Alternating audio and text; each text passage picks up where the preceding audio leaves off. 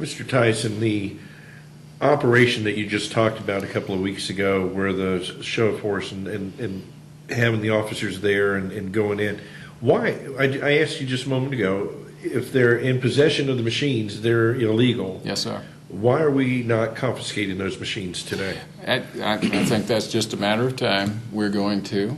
But right now, we've had to move around the state and see about closing down all these operations. So far as I know, we have one more that I'm completely satisfied has illegal machine operation, and that's Green Track. We're doing our investigations and our work right now, and when we're ready, we'll move. The other issue that looms immediately then is what's going on at the Indian casinos.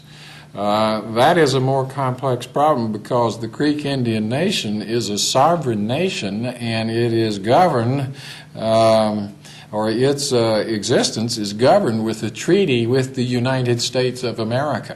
All right? That's a whole different animal and a lot more complex than us just dealing with ordinary citizens or ordinary places in Alabama.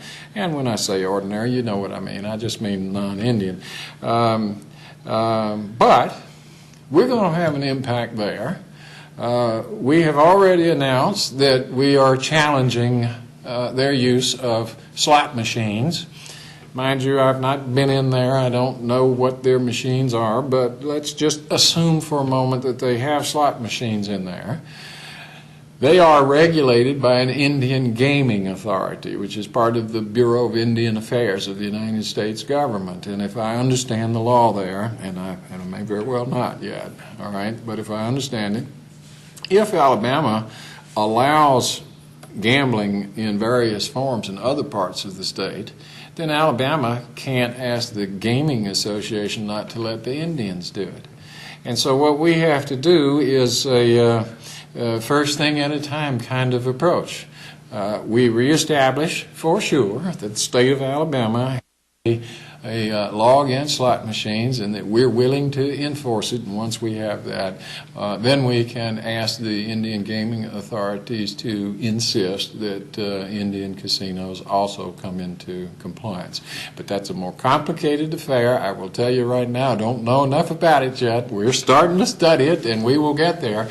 But to answer your question, we are doing things in sequence. That is, we are moving fast and effectively, I think, to protect the peace and dignity of the state of Alabama. And when we get that done, then we can come back and one by one pick up machines and do whatever else is necessary.